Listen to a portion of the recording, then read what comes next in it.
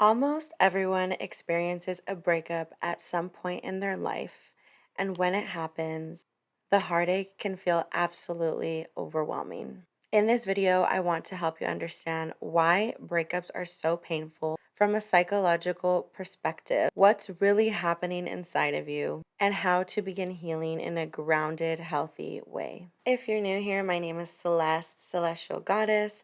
Welcome to my channel. I talk about all things mental health, spirituality, law of attraction, and anything else that comes up.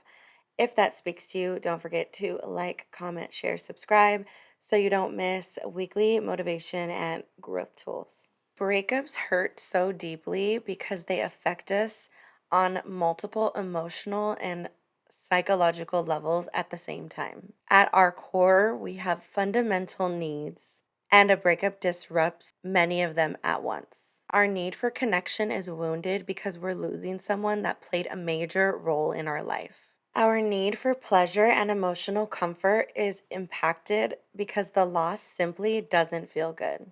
Our need for autonomy is hurt because the breakup isn't often our decision, it's something that happens to us. And our self esteem takes a hit because breakups tend to trigger questions like, what did I do wrong? Why wasn't I enough? All of this combined makes breakups extremely painful and destabilizing. Understanding why. One of the first things people want after a breakup is an answer. Why did this happen? Sometimes your ex gives you an explanation, sometimes they don't. And sometimes the explanation doesn't bring peace. What's important to understand is this: you were in the relationship, you witnessed the dynamic. If you're willing to be honest with yourself, your own perception already holds the truth. You don't need perfect closure from your ex in order to begin healing. To move forward, it helps to calmly and honestly reflect on the relationship. Ask yourself, what did my ex contribute to the relationship and to its challenges? What did I contribute? This isn't about blaming yourself or shaming the other person. It's about clarity. Understanding the dynamic allows you to see what you want to work on in yourself moving forward and what was never yours to fix. A crucial step in healing is unburdening yourself from responsibility that doesn't belong to you. There are parts of the relationship that were entirely within your ex's domain, their patterns, their wounds, their emotional limitations. Those are not things that you could have changed no matter how hard you tried. Letting go of that responsibility allows your nervous system to finally rest. You never had control over your ex's attachment style, their unresolved past, their beliefs about relationships, their emotional regulation, or self leadership skills. These factors had a huge impact on the relationship, and yet none of them were yours to govern. Recognizing this can be painful because it often means letting go of hope, but it's a necessary kind of pain, the kind that leads to freedom. When the hope of getting back together begins to fade, it can feel like something inside of you is dying. But what's really happening is this: your psyche is releasing the illusion of control. Holding on to hope often causes us to overestimate our responsibility for the breakup.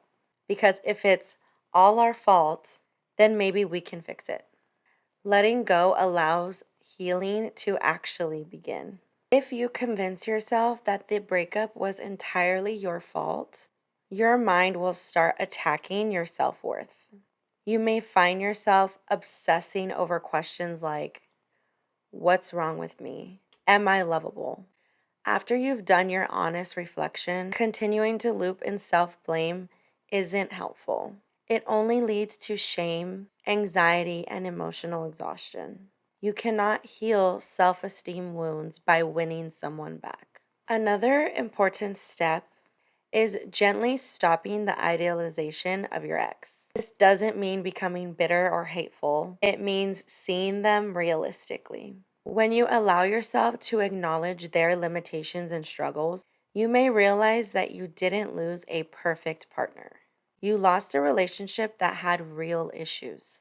That clarity helps loosen the emotional grip. You may also notice that some of the traits you were drawn to in your ex have shown up in past relationships as well. For example, extreme independence or emotional distance can look like strength, but often masks deep insecurity or attachment wounds. Recognizing these patterns can help you realize what you do or don't want in your future relationships. Finally, healing requires action. Don't remain in a passive state waiting for your ex to come back. Set clear boundaries. Limit or stop contact. Unfollow them on social media. Stop checking in on their life. The inner boundary created by the breakup needs to reflect outward. Redirect your energy towards things that nourish you. Connection with friends and family, movement, nature, meditation, art, music, creativity, anything that makes you feel fulfilled and happy. And when you're ready, begin imagining your future. What do you want your life to feel like? Who do you want to become? What traits do you want your future partner to have? Who do you want to share your life with? Thank you for watching.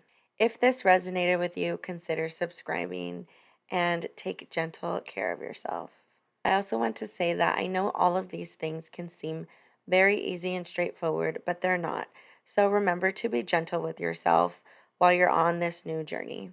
If you would like to sign up for emotional wellness coaching, I'll place the link below, as well as my link to my Coping Skills Made Simple ebook, as well as my emailing list if you would like to receive emails from me from here on out. Thank you all for watching, and I'll see you next time.